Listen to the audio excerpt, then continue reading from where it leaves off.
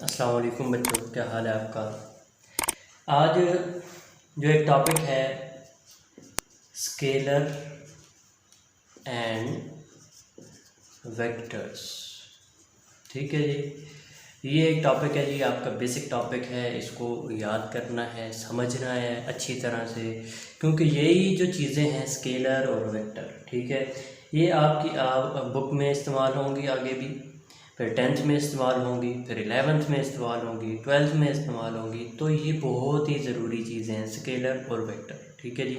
इनको पढ़ना है, समझना है। अब स्केलर और वेक्टर हैं क्या चीज़? सबसे पहली बात तो ये क्वांटिटीज़ हैं, ठीक है जी। और क्वांटिटीज़ क्या होती हैं, इस पे हमने बड़ा सा लेक्चर बना के डाला हुआ जी, फिज़िकल क्वांटिटीज़, ठीक है ना। तो फिज़िकल क्वांटिटीज़ ही हैं ये ना। तो क्वांटिटीज़ क्या होती हैं जी, सिंपल बता देता हूँ, डैट कैन बी मेजर्ड, ठीक है। क्वांटिटीज़ क्या हैं, जिनको आप मेजर कर सकते हो, उनको क्वांटिटीज़ कहते हैं, ठीक है जी। तो स्केलर और वेक्टर भी क्या हैं, क्वांटिटीज़ हैं, सही है। हम इसलिए नहीं पढ़ रहे कि मेजर कर सकते हैं, नहीं कर सकते, कर सकते हैं, ज़ाहिर बात है, इसलिए ये क्वांटिटीज़ कहलाती हैं। हम कोर रेफरेंस से पढ़ रहे हैं। कोर क्या रेफरेंस है? इनकी डायरेक्शंस की वजह से, ठीक है। इनके अंदर जो डायरेक्शन की बात आती है ना, उस वजह से हम स्केलर और वेक्टर को पढ़ रहे हैं दोबारा से, कि फ़र्क क्या है जी स्केलर में और वेक्टर में, ठीक है ना। ये आपको पता होना चाहिए। अब स्केलर और वेक्टर, इसमें कुछ कुछ आपको रटा भी मारना पड़ेगा, कुछ समझेंगे भी, ठीक है ना।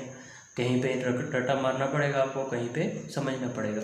तो स्केलर क्या है जी, इसको हम सिंपल सा डिफाइन करते हैं। स्केलर क्या है जी, ठीक है जी। अब अगर मैं दुकान पे जाता हूँ और उस दुकान वाले से कहता हूँ कि मुझे 5 किलो चीनी दे दो, तो वो क्या करेगा जी, शापर उठाएगा, शापर में चीनी डालेगा, तोलेगा, 5 किलो तोलेगा और मुझे दे देगा, ठीक है जी। अगर मैं दुकान पे जाता हूँ, मैं उससे कहता हूँ मुझे 4 किलो सेब दे दो, कुछ भी ले सकते हैं हम। 4 किलो सेब लेता हूँ, वो उठाएगा, तराजू में डालेगा, नापेगा, 4 किलो मुझे तोल के दे देगा, ठीक है। अब मेरा एक दोस्त है जी, ठीक है, और मैं उस दोस्त को मिलने जाता हूँ, और उस दोस्त का घर जो है थोड़ा सा दूर है। तो हम क्या करते हैं जी, उसके घर के पास चले जाते हैं, लेकिन बिल्कुल घर के अंदर नहीं जा सकते, क्योंकि हमें उसका घर पता नहीं है। अब मैं उस घर से 5 किलोमीटर दूर खड़ा हुआ, ठीक है। मेरे दोस्त का घर है और मैं उससे 5 किलोमीटर घर से दूर खड़ा हूँ, आगे मुझे पता नहीं है रास्ते का, ठीक है ना। अब मैं दोस्त को कॉल करता हूँ और उससे कहता हूँ कि मैं तुम्हारे घर से 5 किलोमीटर दूर खड़ा हुआ हूँ, मुझे लेने के लिए आ जाओ। आपका क्या ख्याल है, वो मुझे लेने के लिए आ जाएगा?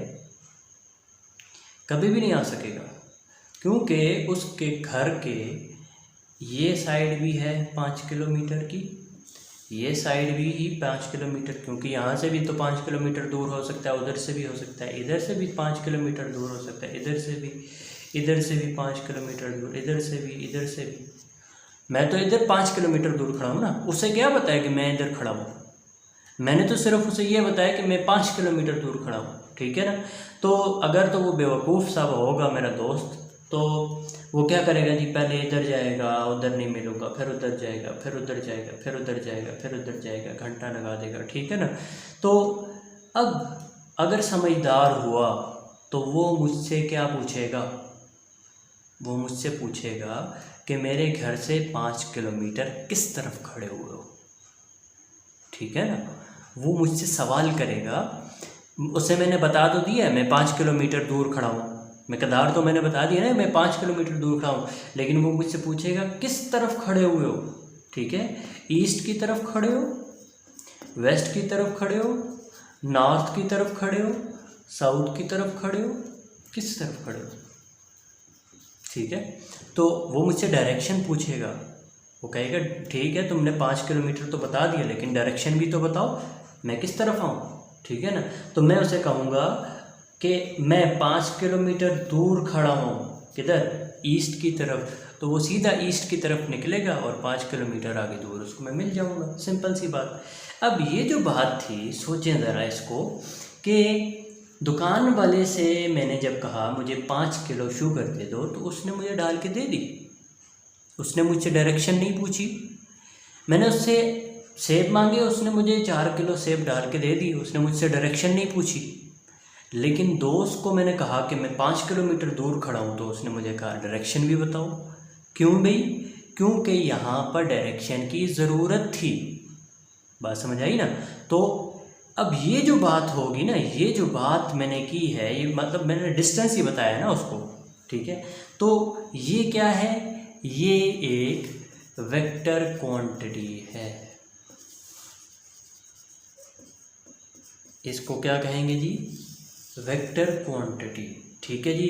तो समझ आई होगी आपको कि वेक्टर क्या होते हैं जी। वेक्टर वो होते हैं जिनके लिए डायरेक्शन की ज़रूरत पड़ती है।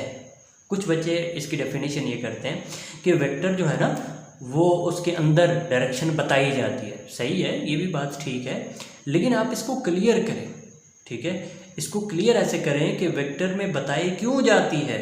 शौक तो नहीं है बताने का, ये किसी ने कहा तो नहीं है, ये किसी किताब में तो नहीं लिखा कि भाई हाँ जी हमने जो है ना वेक्टर के अंदर डायरेक्शन बतानी है, ऐसे तो नहीं है। वेक्टर के अंदर डायरेक्शन इसलिए बताई जाती है क्योंकि वेक्टर के अंदर डायरेक्शन की ज़रूरत पड़ती है।